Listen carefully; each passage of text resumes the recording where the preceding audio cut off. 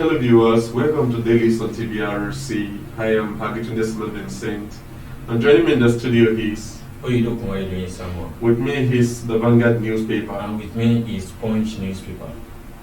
On the front page of Punch newspaper, insecurity, a nation sleepwalking in hotter Peru. Joshua, whose degree match can go anyway, says Ruiz. Kano approved 50% scholarship increment to disburse 865 million naira. And also on the front page of Punch this morning, daily podcast, fear as ISWAP plot attack on Lagos. Governor tickets tears Delta PDP apart, Ibori Okowa pathways. We struggle to feed Toby, pay our fees, and Musa's father. On the same front page of Punch, killings, lawmakers knock Buhari, president meets security chiefs. Others workers begin strike, oil production shakes 22,000 BPD. And the same front page of Punch this morning, tackle bad governance with PVC, Sanwo-Olu is served. And let me have this one also before we go into analysis. Buhari begins implementations of NDDC forensic audit reports. And Mr. Akintunde Sami, let me take it from here this morning. That says insecurity, a nation sleepwalking in hotter Peru. I know that this statement is being directed to Nigeria at large. So, do you think that we are sleepwalking in hotter Peru? Yes, and in my opinion, I think that statement is the larger box of the statement lies on the table of the government. Because who are the policy makers? Who are those making the laws? Who are those executing the laws? And who are those interpreting the laws? They are the tears, they are the hands of the government. They are the one in charge of whatsoever that is that we are doing in this country. They are the one piloting the affairs of this country. And again, having said that, the box also lies on the table of the executives. I mean, at the central, the presidency. So if the country is sleeping, then with what we've seen so far, killings every day, our military, they are becoming toothless bulldog. You know, they can only bark, but they cannot bite, because if they are biting, terrorists will not be invading, will not be infiltrating, and they will be threatening them. Don't forget now, they are not even operating at the extreme sides of the country. They are operating within the capital of the country. I mean, they are now even threatening the government that say we are coming up to you. We've seen recently how terrorists are attacking military posts. It's uncalled for. It shows that we are sleeping, because ordinarily those who are guiding this nation, who are guarding the nation, if you want to know the strength of a country, is the strength of their military. All right, let's take a look at this one also. Governor ticket says Delta PDP apart, Ibori and Ogo pathways. And when I was going through the body of the news, it was stated that because there is a question I want to get out of this, that out of the primary elections, so there is one guy called Mr. Sheriff. Mm-hmm. He is one that won the primary election, and while INEC bring out the candidate that emerged, another name was used to replace, and that is what brought the agreement between Ibori and Okowa. The question is that, do we see is democratic or democracy still taking place like this? When you talk about democracy, it's governance of the people, by the people, and for the people. But now this person has been elected. Do we see democracy taking place or taking its place in Delta State? Well, generally, before I answer the question, if I could get the question correctly, is that so far so good. We've noticed something recently, the kind of the battle between the successor and their predecessors. Recently, that is that of Osun State, Aregbesola and Oyetola. And now we are looking at that of Delta State. that Ibori Yes, and Okowa. Don't forget that man was also was once the governor of that state. That's good. So my take is that this issue of godfatherism and installing candidates, imposing candidates on the citizens, it should be a thing of the past. People should be allowed to decide. People should be allowed to take. Like you said, it's democracy. People should be allowed to decide whoever they want to govern them. Not the governors or the head governors.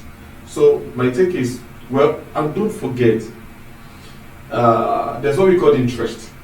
Yes. And most of the time, all these governors, they look out for their own personal interest. You wouldn't want to have a successor who is going to be on your neck, even when you are out of office. So therefore, you want to put in place, you want to install somebody that you can easily control, or somebody that will really handle your case with mercy, even if you are no longer in office. But that should not be the case. The state belongs to the people. In short, the country belongs to the people. And governors, people should be allowed to have their take in the electoral processes. All right, thank you very much. Let's go to the world of sports this morning. Mm-hmm. And a lot of things have been going on around the world, and it's not this year, it has been happening over years that our government, federal government, don't take care of these of our sportsmen. Mm-hmm. They don't take care of them very well. But let's take a look at this lady that is trending online, that of Amusom. We struggle to feed Toby, pay our fees, Amusom's father. What's your take on that? My take on that is that there's always a light at the end of the tunnel. And even if darkness, let me not go into that serious biblical, let me not draw that allusion, let me not emphasize. But what I want to say in essence is that hard work pays. And also, you need to, what I actually noticed in our own situation is that determination. When you are determined to do something, the sky will definitely be the starting point. At the point we were told that the parent of that same lady, she was, told not to, take part in something in sport activities. To the extent that some of our wares were burnt, were seized. But look at it today. She's not only the joy of the father, she's the joy of the nation. Thank you very much. She's been celebrated everywhere in the country. Yes. She's been celebrated all over the world. In short, go to the social media now. All you see is to be Amuso. And funny enough, to even cap the whole, to cap it up, is while she was reciting the national anthem, she was just shedding tears. That's what we call the tear of joy. And you could even feel it, even as a patriotic Nigerian, you would definitely feel that same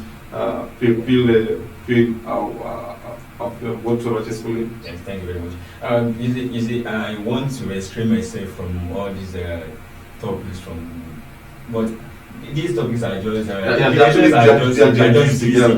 busy. But I want to take this one.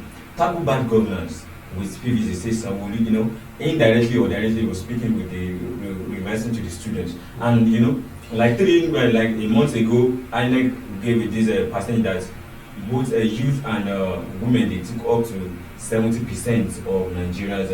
So I think both the youth and the women, they have much power, and they have this kind of higher rate of to change bad governance. And this is Sanwo-Olu is referring to the students that they should use their PVC to tackle bad governance. Well, who do you think this man is referring to? Well, whoever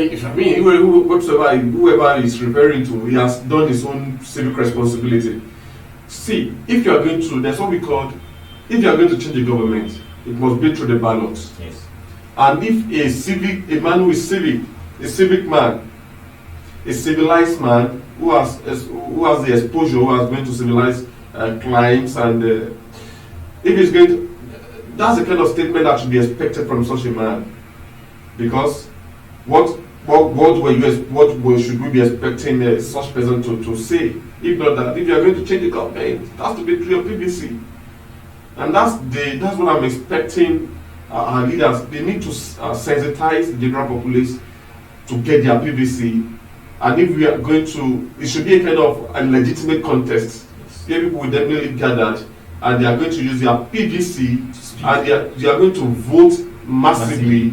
And then we know that through popular votes, candidates emerges, not just imposing candidates or not just using high neck or playing games on high neck to impose those whoever they want to be there. Okay, so that's the legitimate way. Let's take this one and let me write it up from here. Let's take this one. Fear as Israel plots attacks on Lagos. You know, there's something I wanted to know.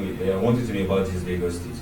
You know that all these Amatekun, that all these Yoruba state, they endorse. Lagos state is yet to endorse it, and this is Israel plotting, threatening to attack Lagos. You know that these these terrorists also, they threatened to attack ABJ, which is Lagos, and they eventually did.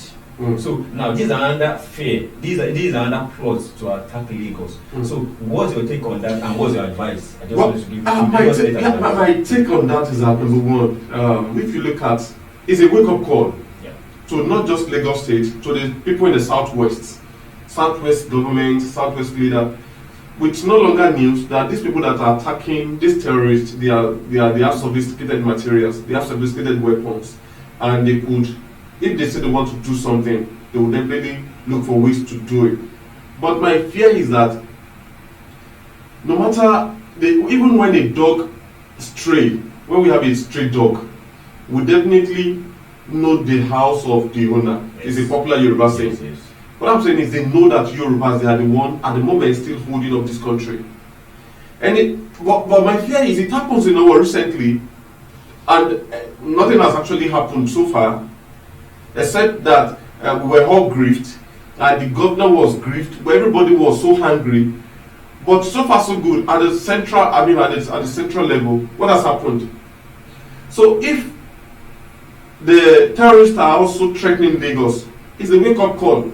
Because if it happened, God forbid, we don't pray that it happened. What happened to our people? Look at the way people were named and killed in our. So far, who have been arrested for that case, except for all those frivolous news that some are saying, okay, we've not been able to see cogent people that were arrested for that case. So it's a wake-up call. The southwest leaders, they should come together. The southwest kings, they should come together. The Ariel Noka Council that was recently installed in there, not recently installed, during the reign of the Alafia for you, should also come together. And not just the southwest alone.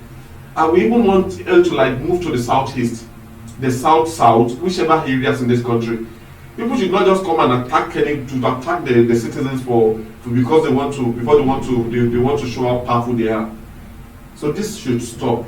And I hope if they will take the warning seriously. Well, that's good, because I want to take that wake-up call as national, as anthem for Lagos State. Because when I was going through some news, I see that the Kuje prison attack, there are 44 DSS reports that an attack is coming, and yes, it's an intel. They received the intel. It's an intel. They received the intelligence, but what happened to the intelligence in the long run? Yes, they came, they attacked, they were dancing. And they did not even use helicopters. They did not even use flying jet. They came on their okadas, their bikes, and they drove in. They attacked the prison, the correctional center, and they left. Up to now, except for, and there were high-profile criminals in that correctional center. High-profile criminals. So those who are yet to whose cases are yet to be handled. And so many of them escaped. How many of them have they been able to recover up to now? Alright, that's all I have unfortunately, because let's avoid. Okay. On the front page of Vanguard, Brigade of Guards, our officers, soldiers were ambushed. Unknown soldier voice note. Terrorist attacks, military checkpoint in Abuja, killed soldiers in shootout. Still on the front page of Vanguard, Wike presence necessary for final phase of PDP reconciliation. This coming from a source. 23-year-old graduate commits suicide in Lagos. Things fall apart, the center can no longer hold, could be seen on the front page of Vanguard. Ogun to demolish houses harboring cultists. Girl 17 found dead in a Boeing community. Fulani not involved, says government. This is also on the front page of Vanguard. Clerics should pray, not predict who becomes president. Adebayo, the Social Democratic flag bearer, the SDP flag bearer. And again, unveiling of NNPC held will boost transparency on oil, the gas sector, says ICSAN, ICSAN. Mr. Samuel, let's take a look at this. Let's digress a little bit from security. This is also a security matter anyway. Where there are anything that has to do with violence, and when life is not being saved, and when properties are, they are all part of their hospitals and security. But let's take a look at this University of Lagos students that commit suicide. So far, so good. Do you think anything should warrant somebody to take his soul alive? To me, there's nothing warrants you to take your life, because even under the law, under the constitution, it's a sin for you to take your life, because you're not the owner of your life. Even as we hear right now, government houses, federal government houses over our life, over whatsoever we do. But one thing I want us to know is that whatsoever challenges we are facing today, it will last for a while. That doesn't mean that we should take our life, we should kill our. If you kill yourself now, that is the end of life. You don't know what lies ahead of you tomorrow. Maybe you are the one that is going to change Nigeria to a better nation that we are dreaming of tomorrow. You don't know. But when you've taken your life, don't you think that the parents should look after their kids, number one, and there should be a kind of experts, professionals. The country should do it to encourage professionals to mount their tentacles, to mount their their workplaces, or so that whenever somebody is emotionally unstable, is having these emotional difficulties, is unable to think properly, those experts could equally come to their aid. Don't you think something like that would definitely salvage the situation? Yes, this kind of service will salvage the situations also. But I want you to know something, that once we're talking about parenting, this man, let's say he's a man now, he's a graduate, right? And he's 23 years old. One thing I want us to know is that we have to work on our mind, work on our mindset, work on our thoughts. Do you get the point? Work on our thoughts. Who knows? This news we are reading it, but we are yet to get to the root of the matter of the cause of it. But what I'm saying is, be either a man or a woman. Yes. The point is, nothing should warrant you taking your life. And I want to also say this. This is also coming from Kaduna. Before I jump to the next one, is lecturers to return back to. They should return back to classroom. Yes, this coming from Governor of Kaduna. Okay. Or they will just have themselves been sacked. Do you think that should come up? That should come from the governor? I think that threat should be implemented. Do you know the reason why? The reason why is this: we are talking about state university here. Let's take a look at, for example, these universities of Oyo State University. What is it called in Ogumosho? These people, we are talking about state university here. There is nothing concern state university when it comes to strike, because state is the one running the affairs of the university. But when you come up with, okay, you want to join ASU strike, because of this, state is different from federal universities. When it comes to state and federal, you don't see all these private university engaging in this kind of things, and these are one of the reasons why we have state university.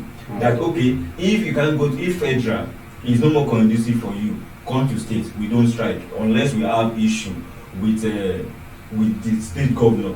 But when it comes to this kind of thing, I want these lecturers to have a rethink, that these people, these children, these students, they have a lot of. Some people just ought to spend maybe 5 years for their administration in school and the rest. But most of them are spending 7 years, 8 years now, 9 years, some 9 years, and yet they are still embarking on indefinite strike. And I'm not talking about. I'm not much concerned on the federal. Well, we're talking to states. Yeah, I That they should be understand. But considering. if their salary is being paid, I see no reason why they should don't go to work. The reason why no, it's not about me. It's not about. I'm saying this. What's it called? Those in the these states, right? Yes. if their salary is being paid, if they are not being, why are they also why they on strike? They are on strike because they place some demand on the table of the government, Federal government. and the government seems not to be doing anything. Yes. And they are aggrieved about it. Yes. And they show what their emotions, and they say okay, they shut down the school. Yes. But if on the other hand, because we have the public sectors and we have the private sector. Now in the private institutions, if your states are paying your salaries, I see no reason why you should go to should be in the classroom. So that's business. I'm sorry to say. No. I mean, like I said, either whatever you want to call it.